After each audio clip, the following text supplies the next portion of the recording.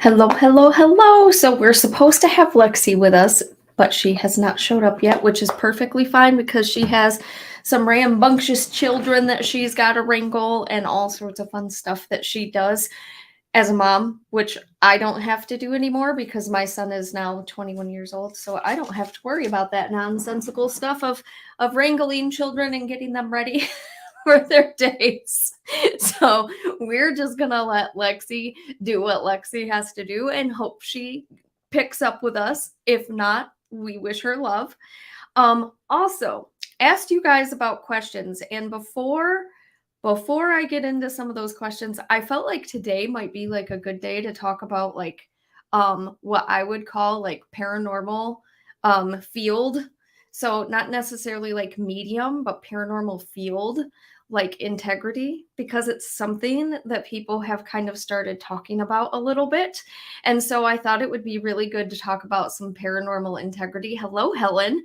And actually, I was getting ready to read your question or read your comment that you put on our last video, because I think that kind of goes hand in hand with what it is that I'm talking about. Because if you know anything about me, if you've ever like had a session with me or anything like that, you kind of know and understand that I am not an advocate for people going to classes all the time.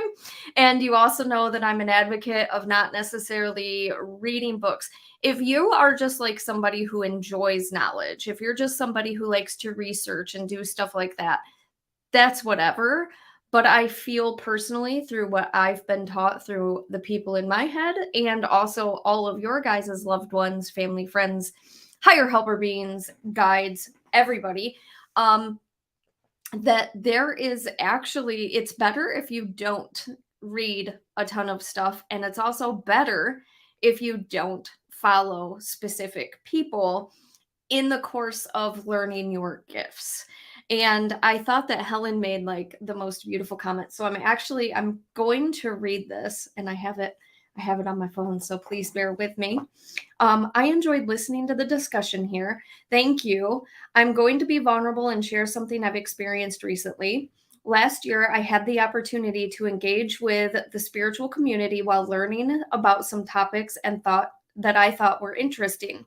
There was a lot of beauty that came from it, but also very confusing for me. I felt like my knowing became lost. I felt like when I did share something or engage in conversation, I felt like I was looked down upon for having feelings. I cannot express, comprehend how it is always love and light all of the time. I understand that I have the choice on how. Okay, you're here with us, Helen. So are you saying that you don't know how it can be all love and light all the time? Is that what you're saying in this comment? I just want to make sure that I'm receiving you correctly so that I can address it correctly. Through spirit's interpretation, by the way. This is Crystal doesn't feel like there's any like use of her personal perspective in answering spiritual questions, because you're not here for me, you're here for spirit. So I'm going to tell you, I always give the PSA, everything that I say and do is actually based on how spirit has already given it to me. And so the interpretation is through spirit and how they have taught me specifically. So I want to make that very abundantly clear. I don't feel like my opinion has anything to do with anything that people learn and grow from in any of this. So, essentially what I mean is we need contrast in life. Love and light is great, but not. Oh, what a good topic, Helen. What a good topic. So I will get back to that because it was a long post, but also so worth the read. So I understand that we all have a choice. Um, Hold on, Lexi's getting to me. I gotta invite her to the stream again. Copy. This is why I love technology. See how easy that was? Hot Mess Express we are. Boy, do I love this. Okay, so I understand that we have the choice on how we are going to react to some things, but it truly would be a disservice to minimize our feelings and experiences so we can bypass the hardship. The contrast in life is needed and is okay. I had to remove myself from nearly every spiritual group. Lexi, hi, sweetheart. We're reading Helen's comment on last week's post, and we're going to be talking a little bit about like spiritual integrity. Yeah. Today, like in the spiritual group, paranormal field, whatever. And I thought that this was a good topic because what Helen's comment is, it goes right in hand essentially with some of the things that we deal with integrity wise, specifically as channelers. Because so far, what she stated is that she has decided to dive deep into a lot of spiritual things and like knowledge and understanding with going and doing some classes and trying to figure some other stuff out, but she's not finding herself in line with some of the thought processes that are kind of being talked about in some of these groups. Right? I know. Juicy, right? I love it.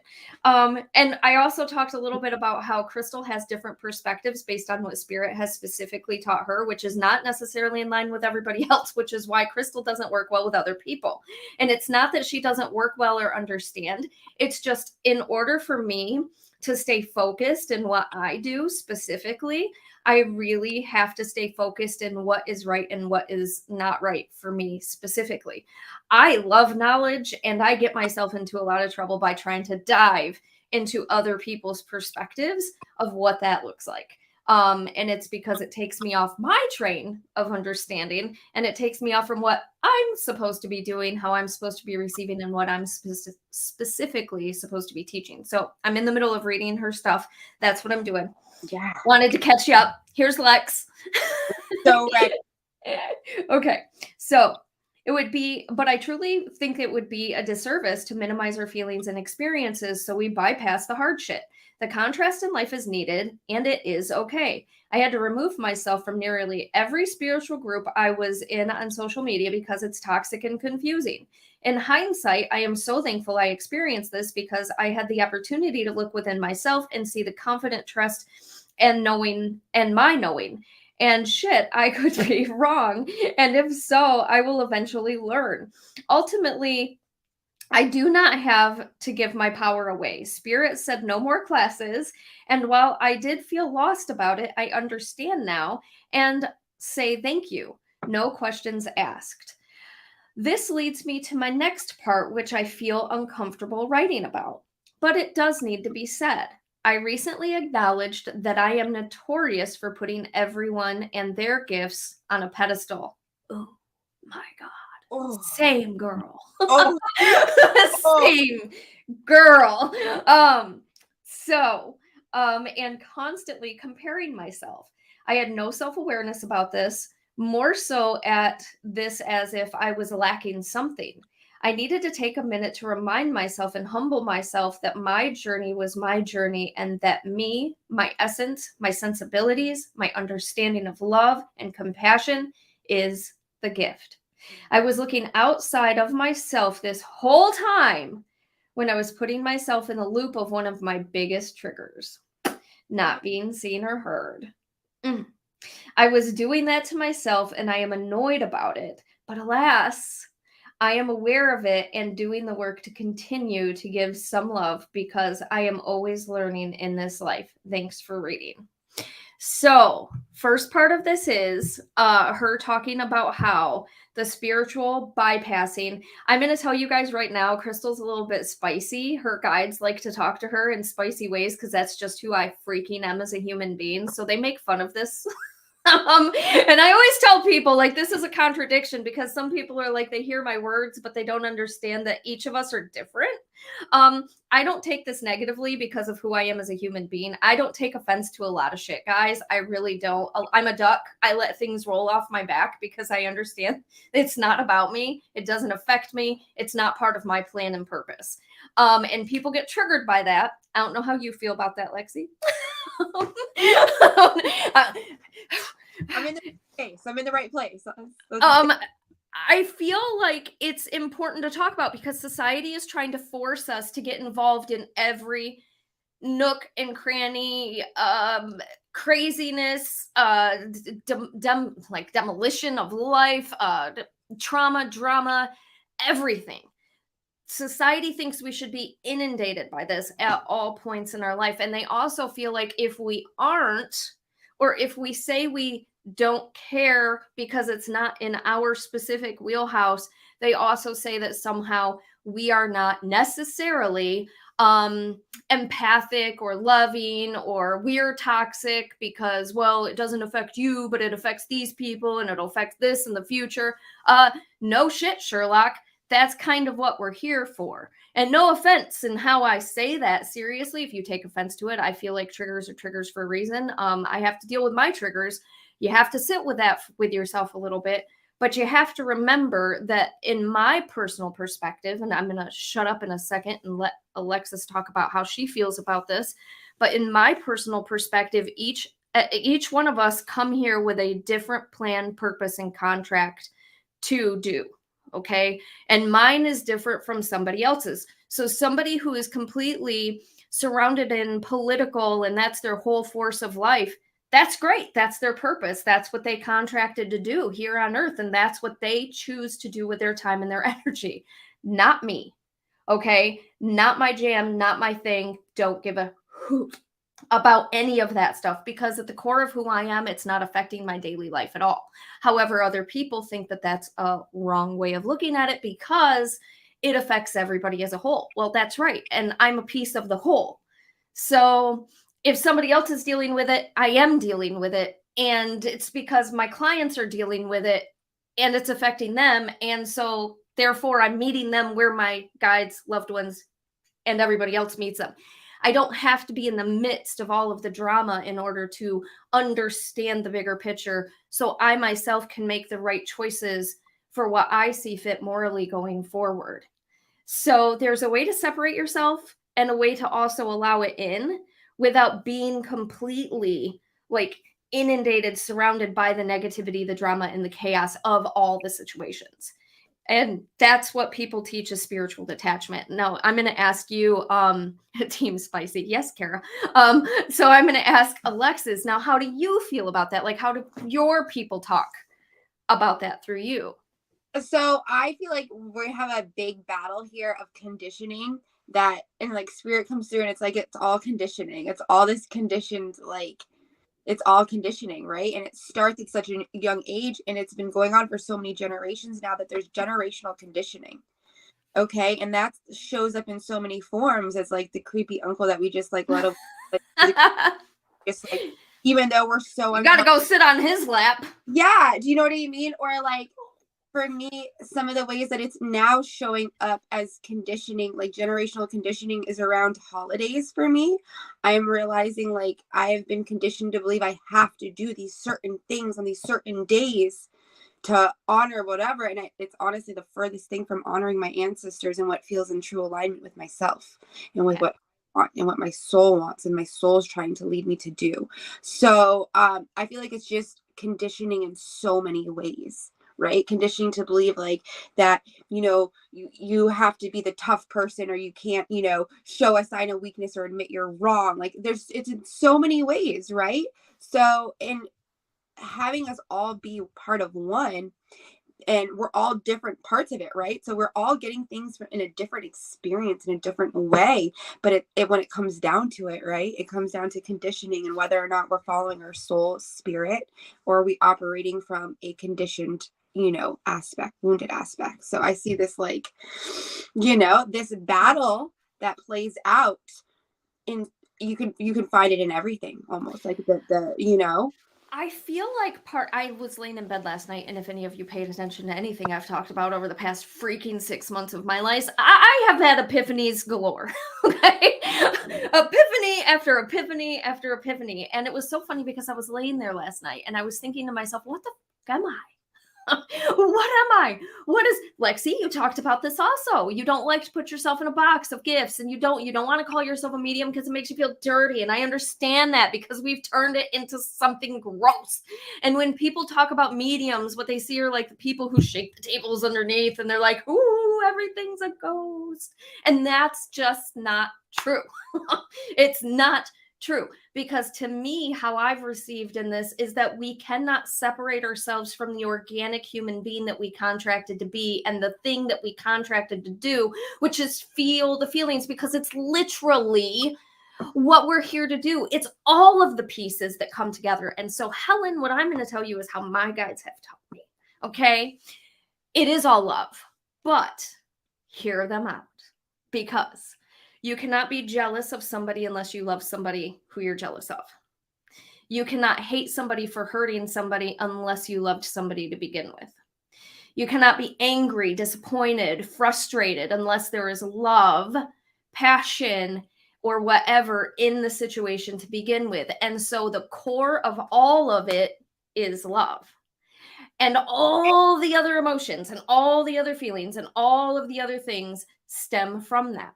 Now, the biggest issue, and I told you guys, my guides are spicy, and not to take offense to this, but they do. They literally, every time they hop in, I will be talking to somebody, and all of a sudden, my snarky guides will be like, "Oh, this is a fun, ultra spiritual conversation," because that's what it is. It's like a crazy anime conversation where we're literally disassociating or disconnecting from the actual human being to bypass all of the non-sensory stuff that we don't want to deal with, because spirit is happy and peaceful and love. But what we fail to understand is that, yes, it's love, but that's all it is.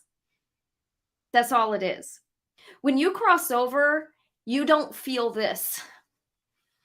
You don't get to go and stand on a mountaintop and hear the wind in your ears.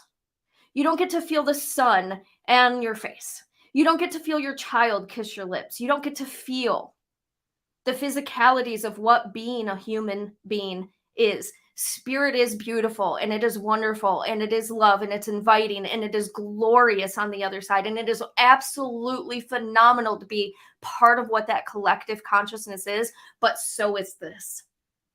And it is because you get to feel that passion. You get to feel that burn.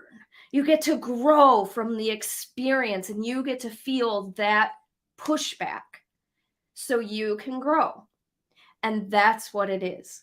If you are failing to see the opposition, sit with the opposition. Sit and understand the situation and what it means to reflect on the situation as a whole. You're missing it.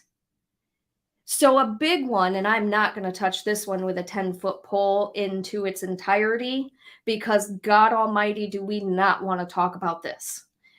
But we see a lot of school shootings taking place right now. And my guides have been pissed. Okay. Because it all comes down to mental health. It all comes down to mental health. And everybody who's putting focus onto something completely different is not allowing us, our government, to be accountable for the lack of love that starts in the home, because they're not understanding that abuse isn't just physical. Abuse is mental, abuse is emotional, and those are the hardest things to overcome in our life. And just because you think that your life was perfect or your child's life was perfect doesn't mean that their perception of reality isn't different from yours. And that is a jagged pill for all of us adults to understand, because we don't want to be the catalyst for the bullshit that our children face in their lives, but it stems from the home. And so when my guys talk about this, it's a pushback. It's a pushback. I can't save the world. I'm not God. I am one human being trying to make the very best that I can throughout my day, throughout this planet, through the walk that I wake up every single day living. And that gets so inundated by all of the toxic, all of the crazy, all of everything that happens to us. It's hard to sit within your own human body and not be pulled into everybody else's reality, because as empathic people, that's literally what we do. That's why we're here. If you have the capability to feel other emotions in a situation, then be grateful for that experience, because that's a GD gift. It might not feel like it if you're imbalanced and don't know how, but I gotta tell you, it is a gift to be able to feel that, even if it's an ugly feel. Because without that, you wouldn't be able to understand, comprehend, or receive somebody else's offset of what that looks like. And you also wouldn't be able to give love back to the situation and acknowledge that that needs to be handled and taken care of, and it somehow looked at deeper. That's what it means. And so do your best with what you have. Live your life based on what you feel is right. As long as you're a good person and wake up every day and you're like, hey, I can sleep with myself at night. I'm not going to toss and turn thinking, God, I did wrong by anybody, including myself. Then let that be your freaking compass. You know if you're honest. You know if you're truthful. You know if you're being a good person. You know. Nobody else needs to know. No, it's really not anybody else's jam. But at the same time, we have to feel the hurt, and we have to feel the ugliness. We have to feel what that feels like, because if we don't, then we're not growing. And the opposition to what it is that we're seeing in life is because we know somewhere inside of our spiritual self, there needs to be growth from it. And so that's what that opposition means. It's that it needs to change. It needs to heal. It needs to be different understanding. It's bringing and calling something into us in a different state so we can figure it out within us. We should never look to anybody else for the answers of our truth. And that was a difficult thing for me, because boy almighty, when I started out my journey, I knew nothing about nothing. I was considered myself an atheist. I knew nothing. And so it was a very difficult thing for me, because I wanted all of the answers. I didn't want the patience. I didn't want them to teach me. And I didn't want to have to go through the experiences to learn. So it was actually very different and very difficult for me. And I hopped right onto Pat Longostar, who was my mentor. I say loosely at the time. And the reason I say it loosely is because she is like me. She doesn't teach shit. She says, here's your issue. Here's your problem. Here's what we got to do. Here, be a better human being. And then she just lets you have it. She just says, deal with your gifts, channel, do what you're supposed to do, and figure it out and listen to your guides, because you are your guide. You are your guide. And you're the only person that knows the contract of your higher self, which is really a part of you. So going to other people and hitching your ride to another person who's teaching a specific thing, situation, experience is not necessarily wrong if you can take it with a grain of salt and not use that as your practice. But if you're trying to mimic, take over, or be somebody else, or think that your gifts are somehow not up to par because they're not necessarily what somebody else is presenting, well, then you're doing it wrong, because you're not taking the opportunity to learn you, which is where the growth changes. And that's actually where it happens. And I too, Helen, have been that girl. I wanted to be Pat and Teresa Caputo, not in Teresa Caputo fashion, because you'll never see me in high heels and you'll never see me with hair like that. But I wanted to be able to give messages the way that she did, because of how it was presented with a lot of different clarity in my eyes specifically. And I'm just not her. I'll never be her, because I'm not able to separate myself from certain things like her. They have a different path for me. And so when I was laying in bed last night, I was thinking about Mandy, and I was like, gosh, Mandy, she's this beautiful. I was talking about, actually in my head, I was replaying a conversation that her and I had with people who are watching the live. And I was like, that was just such a beautiful response that she gave. And I was sitting there and I was thinking to myself, I was like, dang, what am I? Like, who am I? What am I? And I was like, I'm a spirit guide. I was like, fuck, no, I'm not. I can't be a spirit guide, because that's like, pretty pretentious, right? I'm still human being. However, I am a spirit guide because my job isn't necessarily to channel for spirit. It's to guide spirit either in you, your spirit, your higher self. It's to pull that thing back in and show you what made you special to begin with. Because if anybody's had a reading by me, they will understand that spirit focuses on you. They focus on you, what makes you special, what makes you whole, where your traumas and dramas lie, and what that did to you to cause you and how it's made you feel. And then they ignite that inside of you and they say, and this is why you're perfect. And this is why you're amazing. And this is what needs to happen to get you where you need to go. And that's also what I do for spirit on the other side. So essentially, I am a spirit guide. I guide the spirit back into you, but then also help other people on the other side who lost their spirit due to tragic, crazy things, traumas and dramas of our past, which we all know were bad. I allow them to feel and receive themselves again so they feel worthy of crossing over and being where they need to be. So you don't need a thing. I am almost 20 years into really diving deep into this, and I am just figuring out what my actual gifts are. So please give yourself patience, give yourself love. And Helen, if you don't feel in tune with the positivity all the time, the all love, the all light, then don't. I don't either. It doesn't sit right with my soul. I don't think I laugh a little bit inside, and this is where my snarkiness also comes in. Crystal needs to be humble sometimes. I laugh to myself when people are like, oh, we're building a perfect planet. No, we're fucking not. If we do, there would be no reason for us to be here. We can't have that. We would be carbon copies of each other if everything was perfect and we were all in this glorious monk state of being. We'd all be the same. What would be the point in coming back? No point. No point. We would completely miss our karma. There would be nothing. There would be no growth because we would be grown. And so there would be no reason to reincarnate back onto this planet. So as uncomfortable as what we're seeing is, it's all happening for a grander purpose. And that doesn't help people in the state of panic, disillusion, disassociation, trauma. It doesn't help any of those people. And to me, part of the empathy is understanding that not everybody can hear that. And it's not right for me to say that to everybody. That's part of the integrity. It's meeting people where they stand and looking at their situation, because how would I ever explain to somebody who lost a child that it was all part of a grand scheme? Ugh. God, that's awful. I would never say that to anybody, because who the hell am I? And who the heck would spirit be? You can't do that. Healing takes time, and it doesn't stop. And anybody who has lost somebody who is important to them knows and understands that there is nothing that changes in your life magically after that happens. It's just learning how to live without a piece of your puzzle in the life that you have. You're always going to be missing a piece that you're not going to be able to pull out from underneath the couch. So it's never going to be complete again. And I think that that's also part of the beauty, is feeling that and looking for that and making sure that you're constantly conversating with them.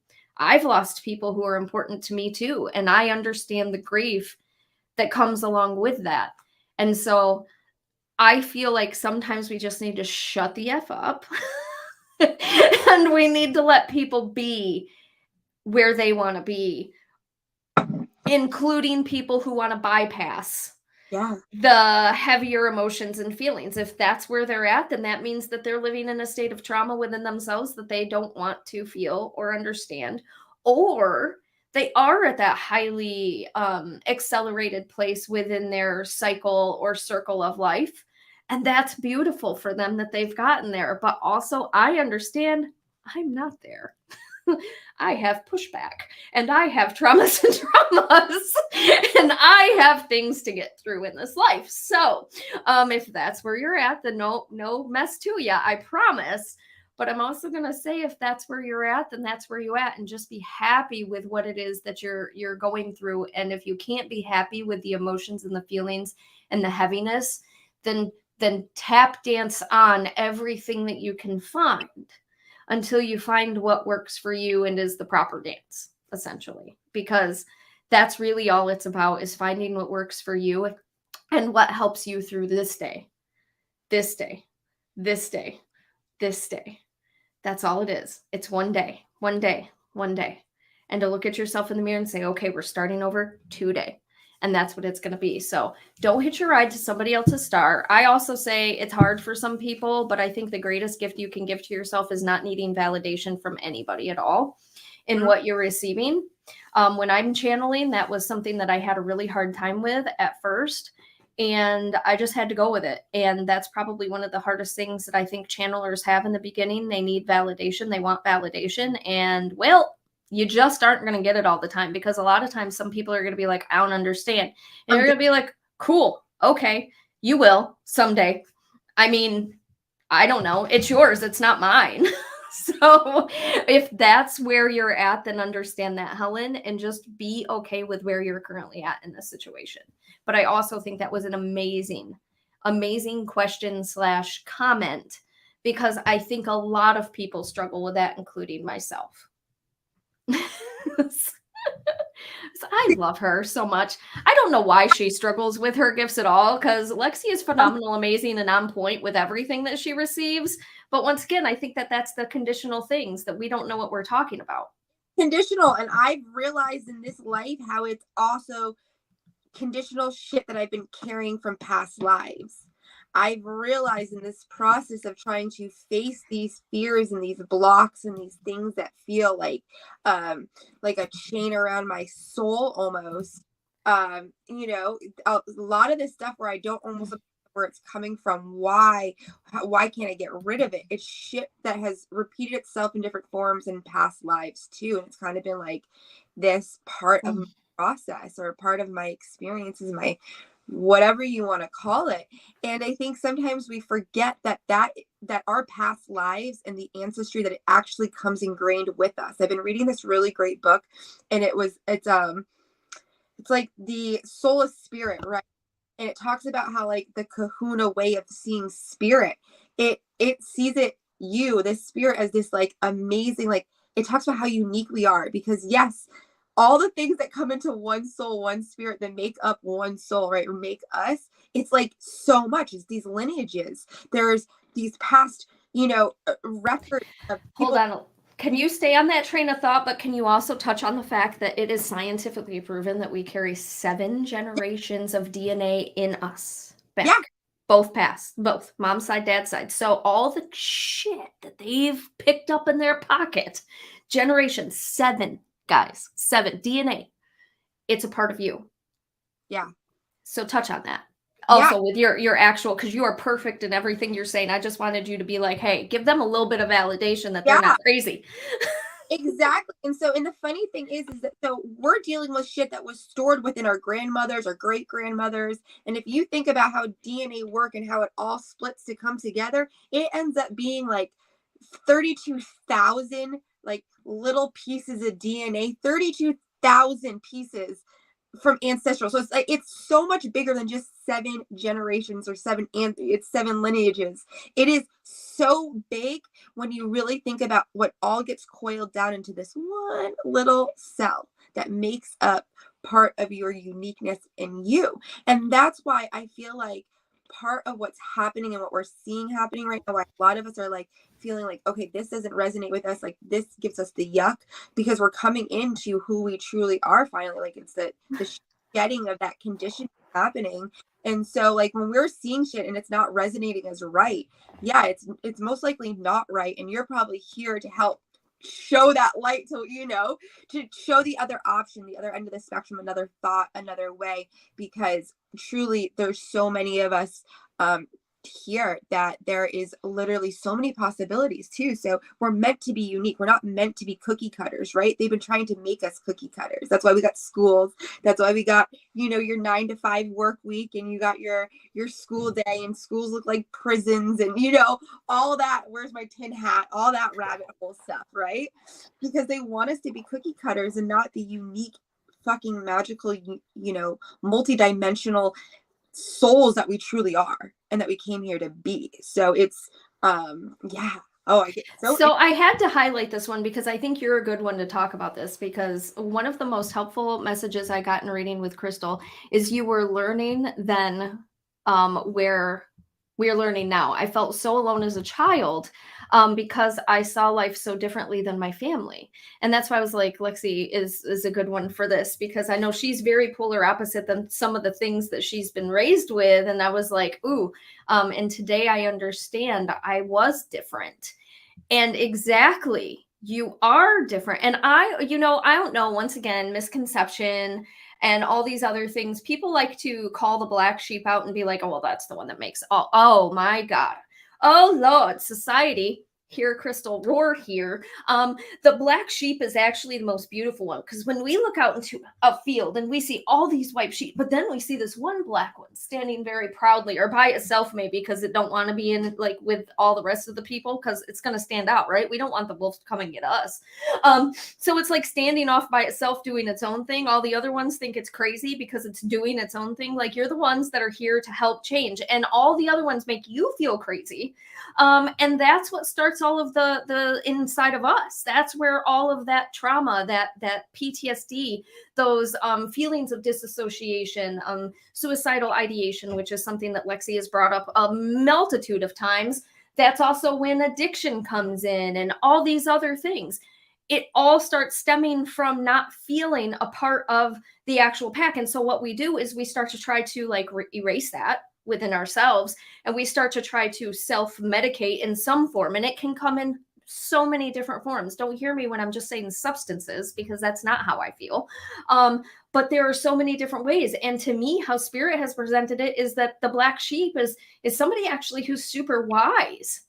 And they came here to help kind of kickstart something in a different way, or in a different view, or a different understanding. And a lot of us get messed up because a lot of the generations prior to don't know how to see out of their perspective of life. They don't know how to take their blinders. They give me blinders on the side of a horse. If you've ever seen a horse on the side of the road and they have blinders, that's actually a symbol for me. So when I see my horse standing on the side of the road with blinders on, that's how we see as humans. Most of the time we just see what's in front of our face because life is busy, it's chaotic, and it has us moving in this generalized ant direction. And so we really struggle taking those blinders off, because once we take them off and we start to see all the things, that's when life gets really chaotic and scary for us, because we've just been focused on this. And so we don't like to do that. But some of us are born into this world without the blinders. Some of us are born in this state of understanding, and we don't want those blinders on because the blinders feel uncomfortable for us. And so I think that's essentially where some of this stuff is with the black sheep per se. You're an older soul. You're somebody who is put into a space to help people raise themselves, understand themselves, love themselves a little bit better, receive themselves, or make different choices and decisions on their own growth in their own life. And so there are so many multitude different facets that go into what it is as a thing. And you, Lexi, had stated that, like, sometimes we see and receive things and it just doesn't sit right with our soul. And I think it's really interesting because I started like on TikTok. Again, I've had three different TikTok accounts, and I keep deleting them because I just can't, with the craziness and the nonsense and the lack of paranormal understanding on there. I'm like, for fuck's sake. But at the same time, I feel like what I saw somebody the other day make a comment, and it was like on a witch talk. And I was talking about, like, there are people who vastly disagree with me in the paranormal world. I think everything exists. But not all of it is the reality. Okay. And so what we need to understand when it comes to like demonic energies is, to me, how it's been portrayed as demonic energies don't really exist. They've been created through religion and they have been created in different cultural backgrounds as a way to keep balance in all situations. So some of them don't even exist and some of them do. But does it really matter at the end of the day if they do? And somebody had stated, they were like, well, you have to be humble and nobody is untouchable. And even if you don't believe in it, it's going to happen to you. And I'm like, fuck if it will. So what? No, that's not how any of this works. So this is my weird thing with like the whole demonic thing. I feel like a lot of the times a demonic energy, right? And like whatever, because a lot of the times when I don't know, for me, my personal experience, when I feel something demonic, it's usually something angry. And it's usually a sacred rage energy entrapped in a almost like not a time capsule, but in a, do you know what I mean? Like it's like sacred rage trapped. It's rage trapped. It's anger. And here we are, we're on earth where it is a place of duality. This is a place of duality. It can't be all love and light. It cannot be all fucking love and light. That's the biggest bullshit fucking lie. Like it is love at the root of it, but it also comes here on earth with the dark of it because it's duality here on earth, right? Hot, cold, light, dark, up, down, happy, sad. We just got the fucking duality of it. We got that teeter-totter fucking effect kind of going on. Which is also a symbol of mine, by the way. You just said teeter-totter. That's actually something, because we're supposed to be in the middle. If you've ever been on a teeter-totter and you're with somebody who doesn't really understand the concept, they go boom, and you go foo. And so you don't want that. You don't want that opposition in your life. You want to stay in the middle and be balanced between the two sides. That's my favorite way to use a teeter-totter, because I think teeter-totters hurt your ass, and it's more of like a painful toy, because you have teeter-totter, you go up and then down. It just hurts. It hurts. The best way to use a teeter-totter is stand in the middle and like ride it. You know what I mean? And do that little balancing thing, and it's good for your core. So how about that? The riding it out in the middle of those teeter-totters and realizing how to keep your balance when that shit, right? Because pretty much that's what it comes down to, is us having to learn how do we keep the balance of our inner energies and the outer energies, since we're so capable of tapping into so much shit. So we got all these energies that we can tap into. Some we're not aware of, some we're aware of, some we don't even realize that we're tapping into. And then we have to receive it. And that's the hardest part, is to slowing down to receive. Is this my energy? What is this? What is the message coming through? Is this a leak? Is this a vampire? Like, you know what I mean? Read this situation. So because sometimes I feel like I ask for things too, and then I read the situation after wrong, and it's just a manifestation playing out that I manifested. But because of old programming, I'm like, oh, it's not happening fast enough. There's something wrong. And if I would have just chilled the fuck out and trusted and just been present and let it happen, I would have not stressed and like brought my energy down in that time. So it's like one of my biggest things is learning to just let shit play out. That duck, let it roll, right? Let shit happen. Just focus on keeping my energy and my balance through it. So I love you, and I'm going to ask the question for you, because Sophia down here said, I love witch talk. It's like telenovela for me. I don't know. I can't read and or write apparently. So for me, I don't believe in it, because I believe that each of us, this is where I swear to God, I don't mean anything to anybody. Please understand, but my guides have just not taught me this way. I have control of me. Nobody has control of me. Nobody on earth. And I was sitting there with Ben yesterday, and I looked at him and I was like, I would like for somebody to try to like cast some love spell or something on me. See if it works. Guarantee it won't.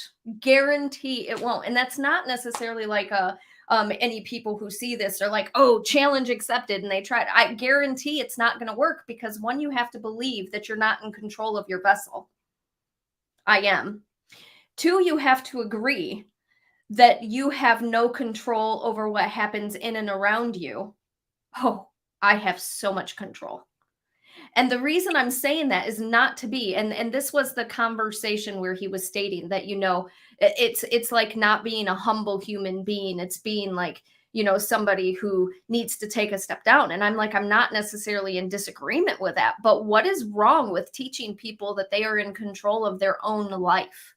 Just because somebody wants to be with me and cast a spell doesn't mean that I automatically lose all capabilities of thought process. No, because I still have a connection with Source. And if that's not in alignment with me, then Source is going to say, absolutely not. This is going to feel off in all these different ways, and it's not going to work out. And so at the end of the day, it's like what started this was curses, hexes, and stuff like that. I don't believe in it.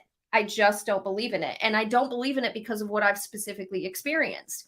I don't believe in it because of what spirit has taught me. Negative spirit also. But I also agree that the negative things that we have happen in our life are just manifestations of our own ugliness and or shadow selves and or some of those past situations and circumstances that we're bringing in here coming back up to the surface. And people really struggle with the fact that I believe in negative entities, but I don't believe in demonic entities. They really struggle with that. And the reason is because to me, when people say demon, to me, that is connected to a religious background. When people use the word demon specifically, to me, that is a statement that would be more connected to a Catholic religion. And I cannot tell you how many times I have seen negative entities on the other side looking at somebody who's trying to do something, laughing in their effing face because that won't touch me. I don't believe in that. And so Spirit has taught me through actual proof that if it's not where they're at, if it's not their thought process, if it's not their belief, if it's not their structure, if it's not what they understand, you aren't going to be able to touch whatever that is with that thought process. And so the thought that every single thing on earth can possess you, what a gross thought process to me. That means I could walk outside and be like, oh, I'm at a grocery store and poof, Beelzebub just decided to hitch a ride to my freaking life. And now all of a sudden I've got to live with him inside of me. And soon I'm going to be spitting pea green soup out to everybody around me. How many people do you know has had that happen? I want to know, seriously, by a show of hands, how many people do you know specifically that have gotten possessed by the devil? Guarantee none. You can have attachments. They're called Klingons in the spiritual world, by the way. But they don't have to be negative entities. They can be humans too, who are just trying to get something out of life because they don't know how to receive it, because they have it crossed over on the other side. So you just have to be a little bit more open and realistic and not separate your spiritual self completely from the organic, human, scientific understandings of life. And that's why I tell people you have to have science and knowledge together, because there are certain things that do work hand in hand in this, that you can't take away certain properties. Alexis, once again, explain to, this is where Crystal's brain in the paranormal community really struggles. By the way, you guys are seeing saucy Crystal. If you could be in my brain in a day.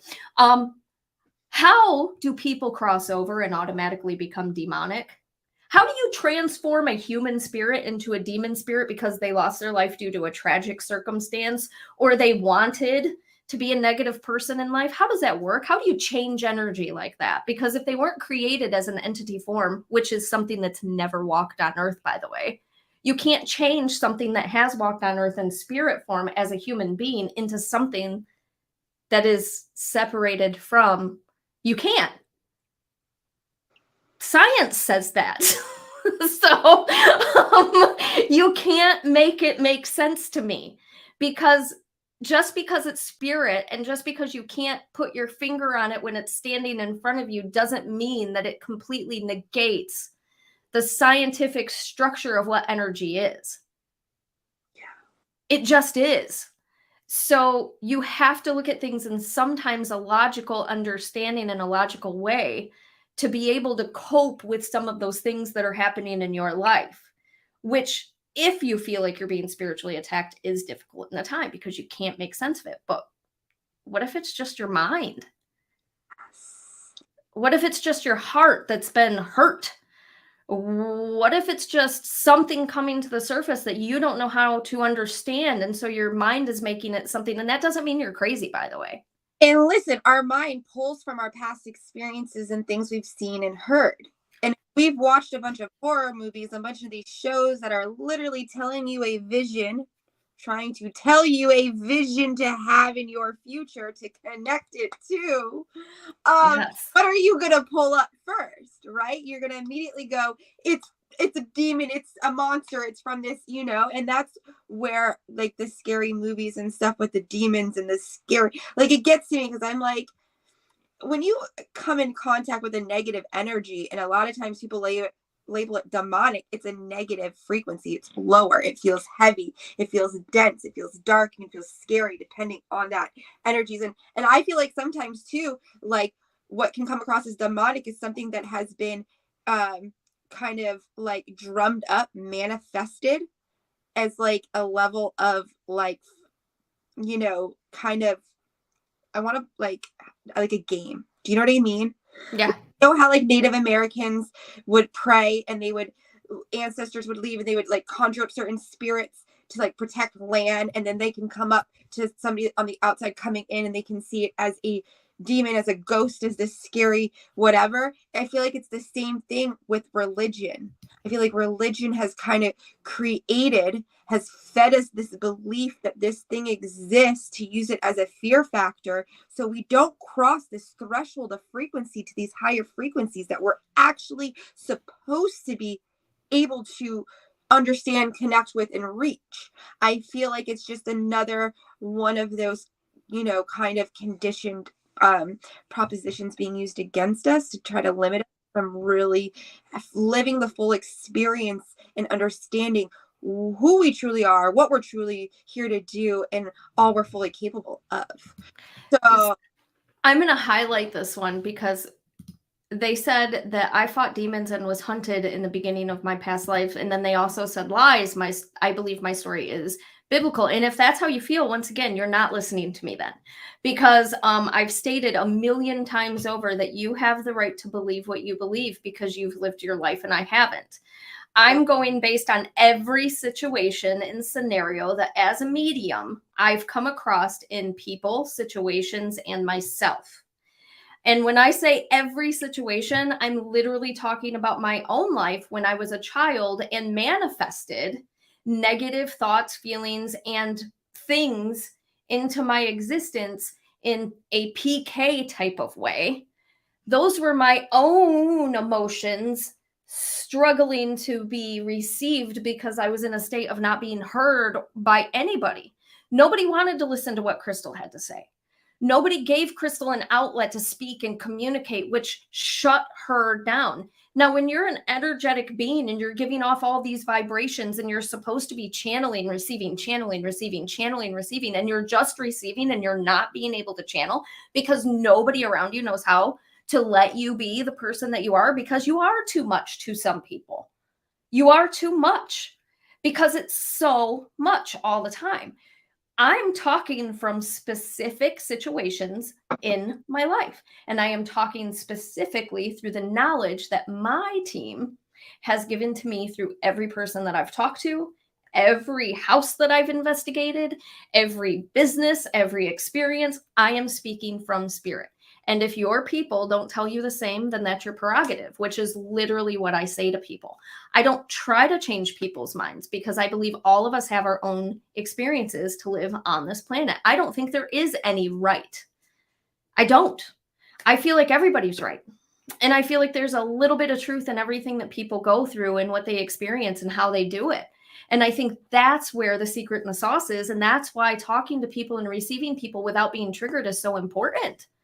I literally think that's why sitting with people who have an opposition to you is so important in life, because how are you going to receive something if you're like completely pushed back on what somebody else is saying? You're never going to learn then. So to me, I mean, if I were to take every experience, I know Lexi's probably had this happen also.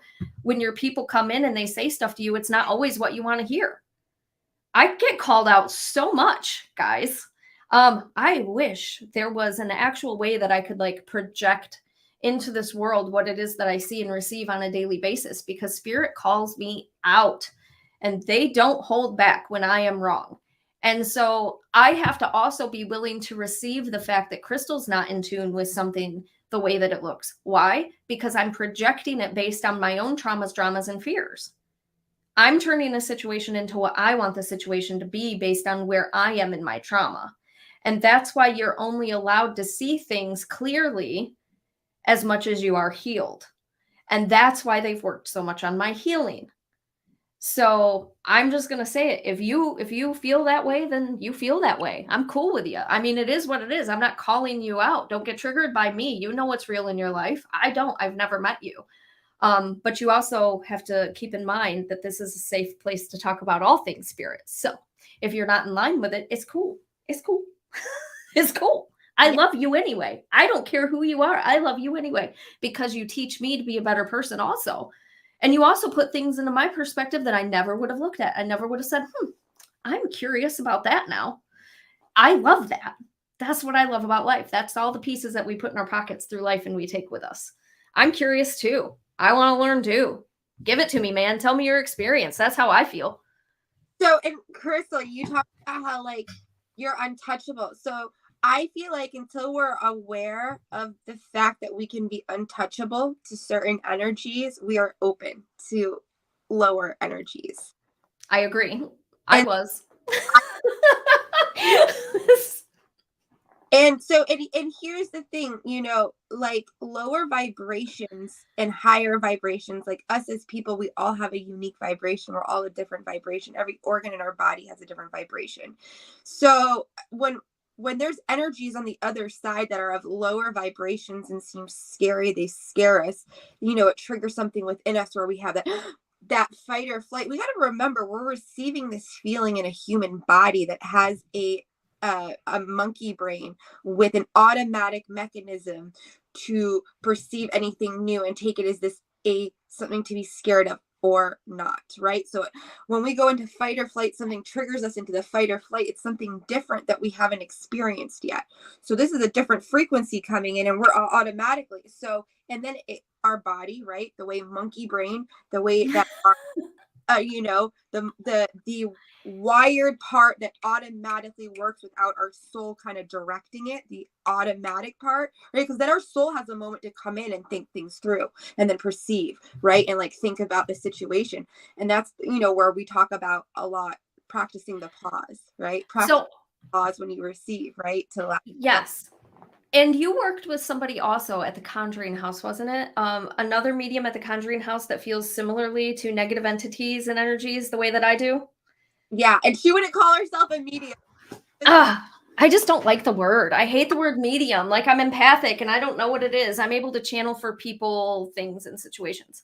And so people, I'm so sorry. You keep cutting out. I can't hear you on my end. Oh, no, you're fine. I think you're fine. I think it's me. I think it's my earbuds. So I'm sorry. Okay. I'm sorry, guys. We're having technical difficulties. I swear. I'm sorry. So when I say that I work with these things, what I mean is that they teach me things about myself to be stronger in. And so I don't necessarily feel like negative energies and entities are something to necessarily be scared of. If you don't, I personally feel it's hard for me to say this. It's not like I invite them into my house. That's not how we do. I'm like, no, get out of my house. I don't want you here. I don't want that nonsense in my life at all. I don't call it in. But if it happens to me, you have to receive it at face value. And the reason I say at face value, because in that moment, there's something that it's teaching you. It's something that you yourself can grow from, and it's a way to inter-reflect in a different way. And so to me, negative energies and negative entities, even though they can exist in our life, and also if you are empathic, you can't have one without the other. Like you can't. That's just how energy works. And so if you're going to receive positive energy, you're also going to receive negative energy unless you're completely shut down to what that is because you yourself aren't strong enough or capable enough. And spirit will know that, by the way. If you do receive something that is negative and lower vibrational and it comes off as like crazy scare tactics, what I try to tell people is first off, like there is so much that happened in my life from 9 years old until I was 19 years old. And all of that from 9 to 19 was incredibly terrifying. And people would look at those situations and be like, oh my gosh, blah, blah, blah. I did shut down. I said enough is enough. Because when my boyfriend decided to go into a cemetery with his friends and call upon the Legion, yeah, and call for them to be a part of his life, what do you think happened to Crystal? Crystal got an attachment. So when I talk about these things, I'm literally talking about them through personal experiences.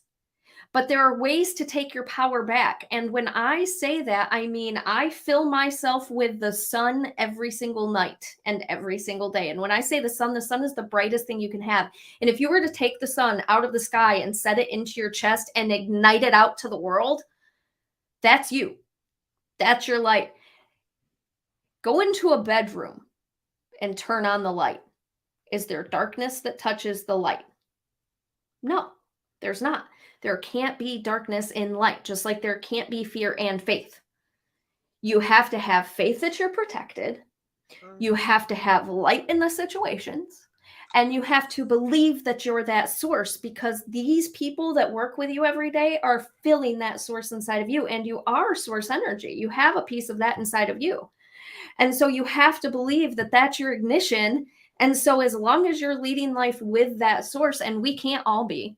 Over the past year, once again, year and a half, 2 years that I've struggled with trauma, I wasn't there. That's not where I was at. And that's why I got separated from some of the things that I love, because I wasn't there and spirit knew it.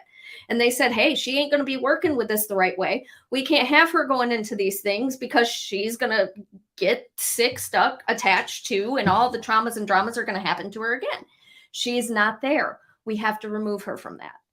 Spirit will lead you every single way with protection if you allow them to do so. If you keep telling yourself that you're not protected because you don't feel like you're protected, then you're not going to be protected. It's really mind over matter. And that's where the important part lies, because your mind will always try to protect you in ways that your universal spiritual self is going to try to give you things. And your brain is going to be like, what the crap? You're not supposed to see that. And it's going to cause you fear and frustration and all the other stuff. So it's always playing with each other.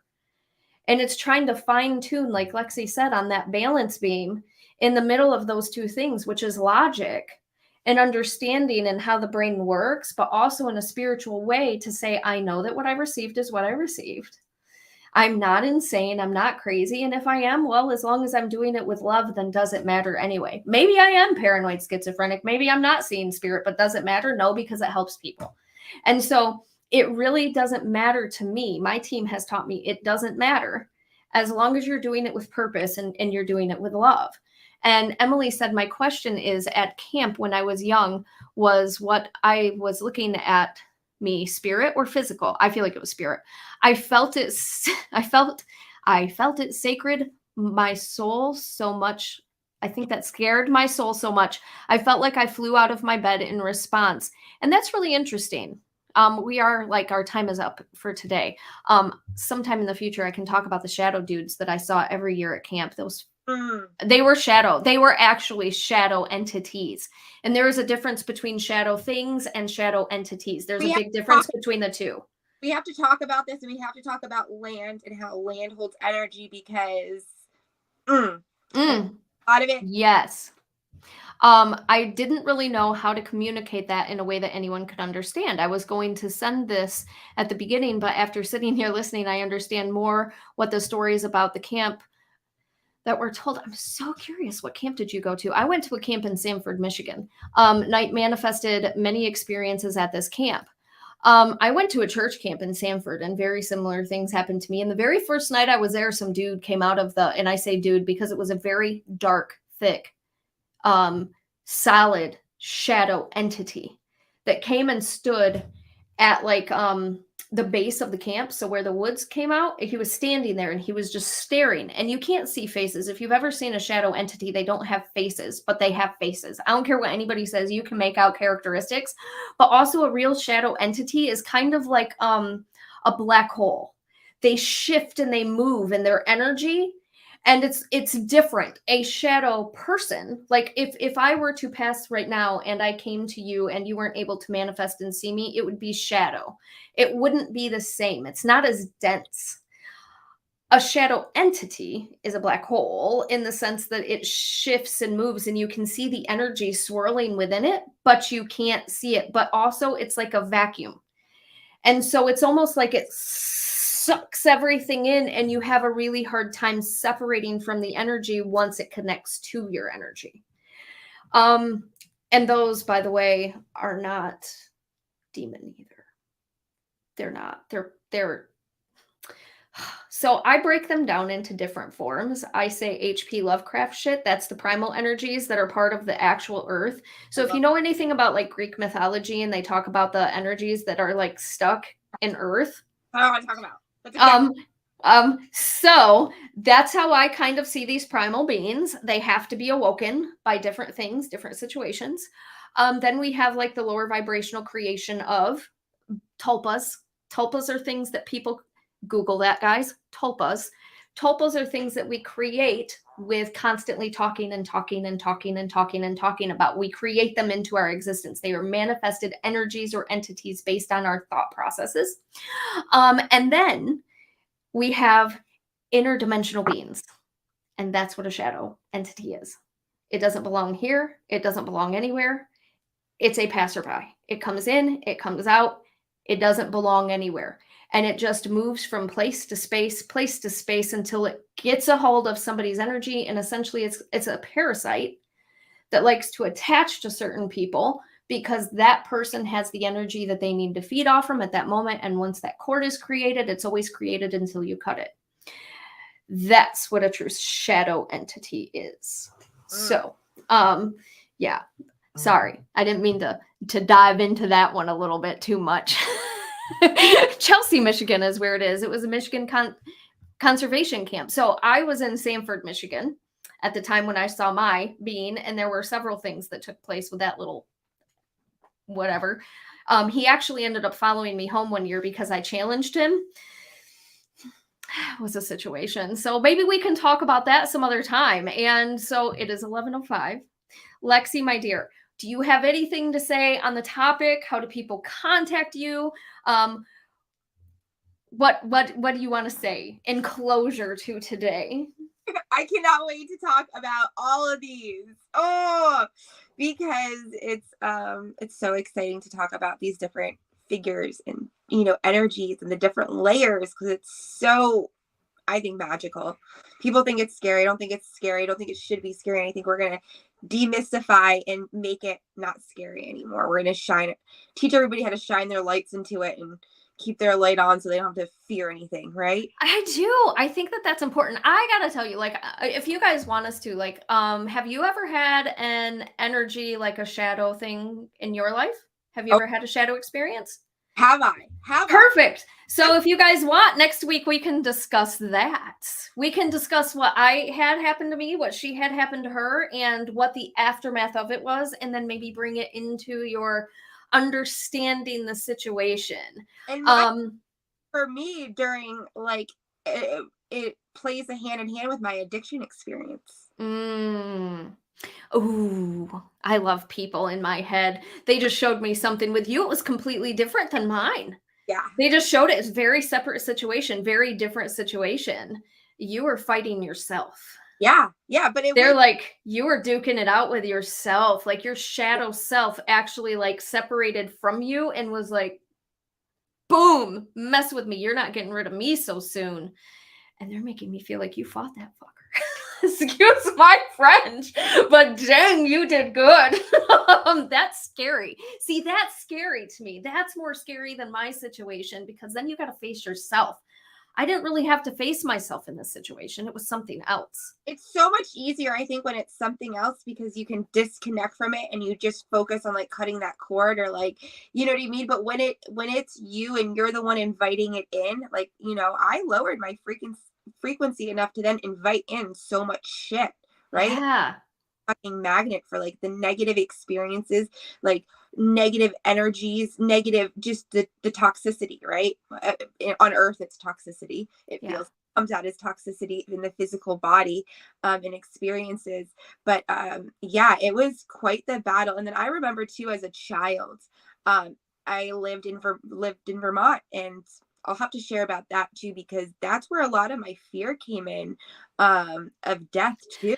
Oh, well, I can understand that. Like, we will have to talk about that. I hope to, I'm manifesting visiting that area. And I hope that we can get, like, I hope we can plan it so we can do a couple like investigations with each other, because it'll be so fun.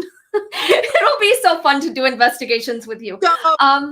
So Crystal and I, and let's put this out there for the world to see, we want to do some investigations together. I want to hold an event, small private event with Crystal at a location, because I feel like there are people that would love the way we investigate, and that it's a way to really start honing in, empowering. Yes. Actually receiving the energy, no matter how scary it looks. Yeah. And because we're on the topic, well, we're getting ready to close this because Lexi's got a life. As I stated, she's got a life and children. So I'm going to say it this way. It's really interesting to me because what people don't seem to understand, first off, if you know anything about me as a medium, I meet every situation, no matter how ugly it appears in the moment.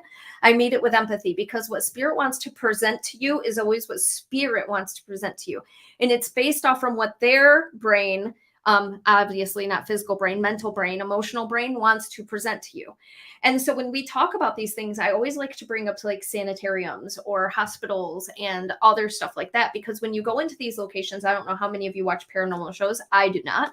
But if you go into one of these places, 9 times out of 10, each of them have a demon. Each of them have a dark entity that lurks in the corner, or what I call spider beings. And the spider beings are the ones that are black shadows that crawl up. They contort themselves really small, and they end up having elongated. Out because they'll be overhead. Yep, they elongate their limbs and they become very creepy and crawly, and you can sometimes hear them actually crack or creak. You can actually hear it like an arachnid climbing on stuff. Every single time I've run into that, it's been a human. Every single time. And that actually emotionally gets me. Like, it actually triggers me emotionally, because this is people who were mentally and emotionally unaware of their existence in life and didn't have the proper treatment. And they're allowing themselves to take on, see, it's just so emotional to me, but they're allowing themselves to take on what people created them to be when they were alive, which is a monster, because that's all they knew themselves to be.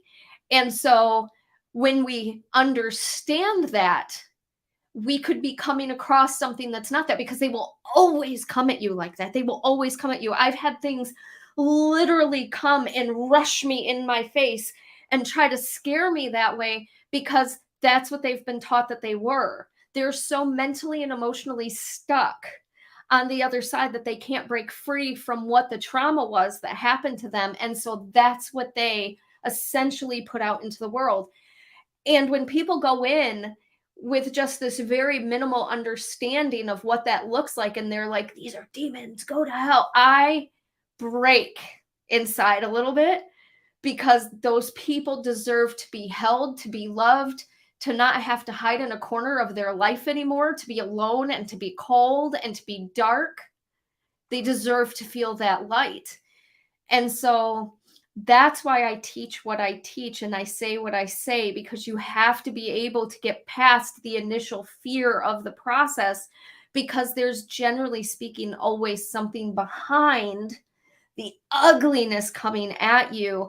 And that's your job as a spiritual being, is to understand what that is, if you're strong enough to do so. If you're not strong enough to do it, then don't do it. Don't go into those places. So be honest with yourself and be like, I am not emotionally capable of handling this. Because they will attach to you. That's what I talk about with Klingons, because they will look at your light and they'll be thirsty for that. They're so thirsty to feel.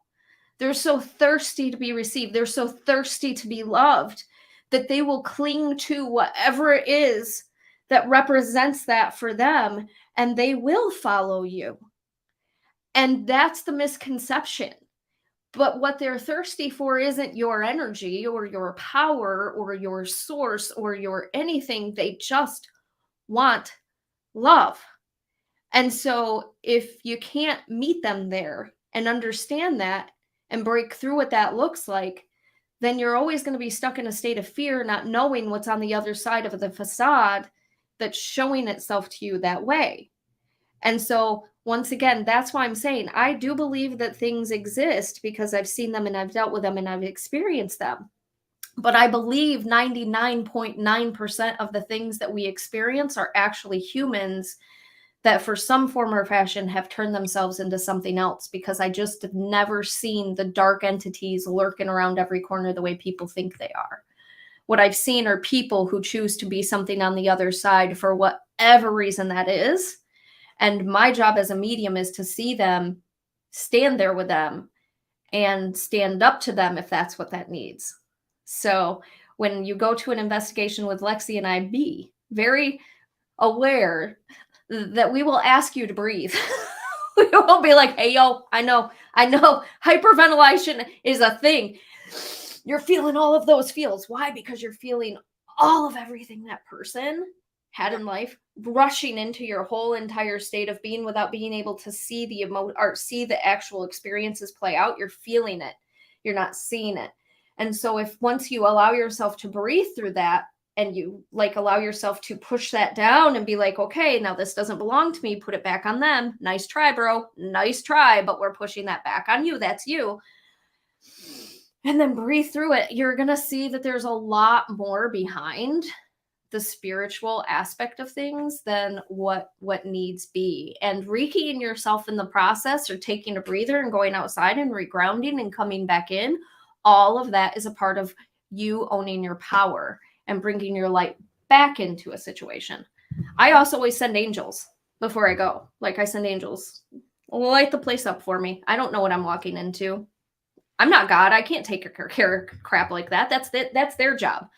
I'm just going in to ignite it, to put light onto it so I can see the story as it played out, really. Yeah. Spirit gives to me that investigating is like history. It's like the way history should be. History class should be. It's like, you know what I mean? When you go into a location or a space, it is a history class. And It it's is. humbling, most amazing experience, because if you go in with that intention and you hold like this sacredness and allow it, I feel like you get what you put in. You get the energy like that you put into it and that you walk in with. So I feel like a lot of the times I see people walk in with fear, and right away we have fears manifesting, things going off, they calm down and they disconnect, they take a breather, they shield themselves, they come in, and that fearful energy dissipates, and then in come these beautiful spirits, these stories, the history. Yeah. And it's so and I'm so excited because it's one of those things where I've gotten to do some events, and I enjoy the events with people because I love watching people have those moments where all of a sudden, like, it's just like you feel, you sense, like it blows your mind. And I love when you walk away feeling so empowered and connected and humbled and grateful. That gratitude feeling that I get every time I've done an investigation, I walk away full of gratitude and my cup is overflowing. I hear people talk about energetic hangovers after investigating, and I have yet to have one. I have the exact opposite, where I have such a fucking high, excuse my language, for so long. Like, I have such a high where I like it's like I'm constantly like it's amazing. So I'm like, See, I always told people like I didn't know what love was until Spirit started talking to me, because I was in such a sad state of being when I was younger. Anybody who's listened to me throughout life knows that I've had of 3 of my own suicide attempts, because I felt like I was completely alone, unloved. I hated life. I hated everything about myself. And it took a lot. And I think that's where the negative energy started playing on me, was because they saw that as their door. I'm a catalyst for understanding that you can't do anything to me unless I give you the opening. And the opening comes from that trauma. And if you think, I also love this, like the way Spirit has taught me, like, what's the difference between a demon and a human that's being demonic? Because manipulation is manipulation. Toxic is toxic. Lying is lying. Ruining you is ruining you, right? And so there are humans on earth that literally have those same things. And if you're not scared of those humans, like when you face them on the street and walk up to them at a stop sign, if you're just like, oh God, what a gross human being, like what a horrible person. If you're not scared of them in human form, then why are you so scared of them in spirit form? Because it's literally the same thing. A human can't bum rush you and open you up and step inside and be like, no, you're my puppet. That's unless they're Hannibal Lecter. But at the same time, that's just not how it works. And so it's also, we have to open that door also. And we open that door with our own thought processes and misgivings. And that's actually one of the things that I had to learn as a child and as a young adult, that I myself was the catalyst for my own negativity that I invited into my life. And that was where the empowerment started, because I wasn't giving my power up to anybody else again. And I had given my power up, And power can be given up to physical beings and metaphysical beings. It doesn't really matter. But at the same time, we really, really have to watch where we're at. And that is part of the learning process.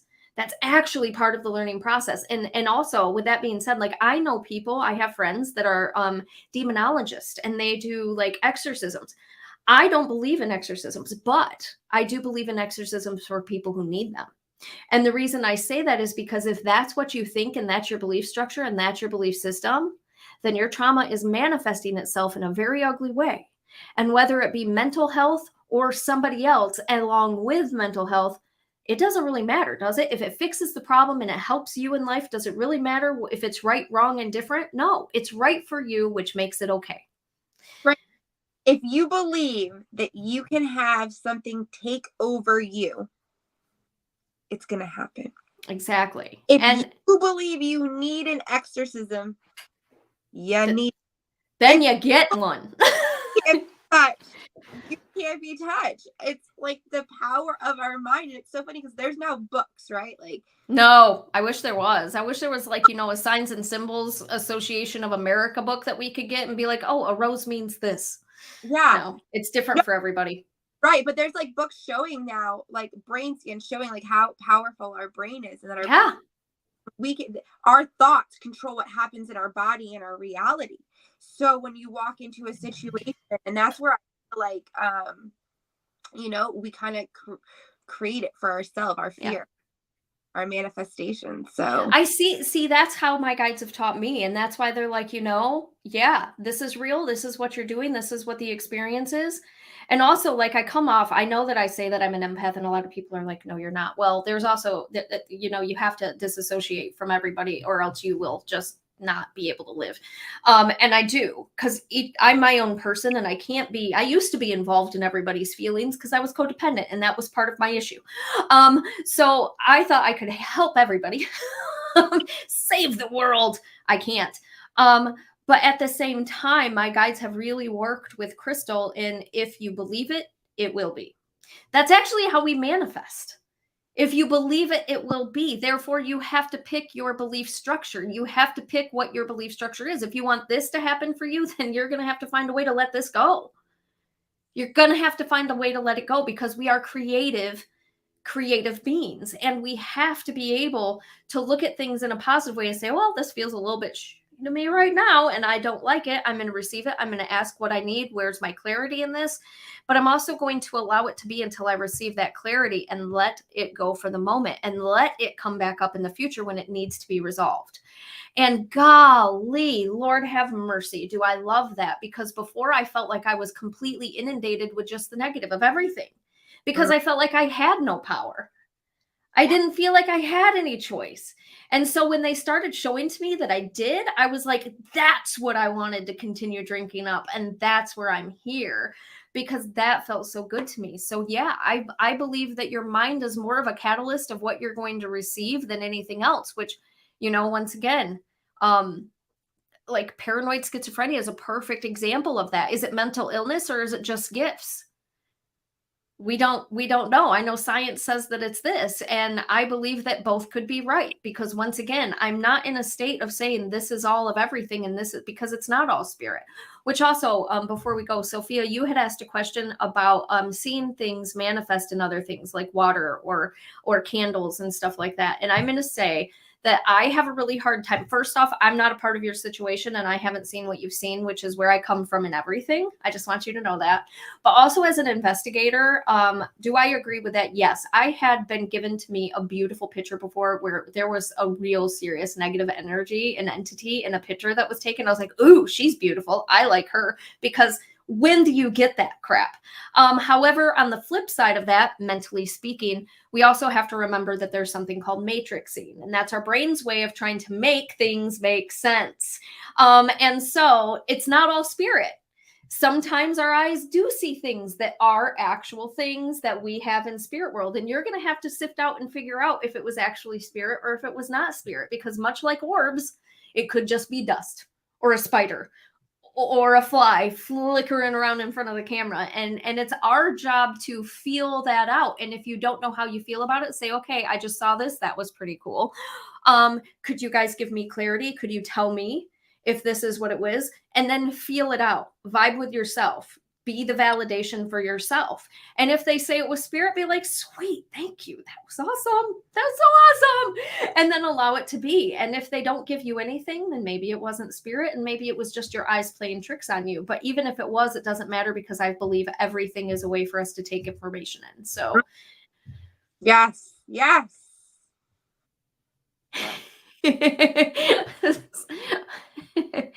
get so excited.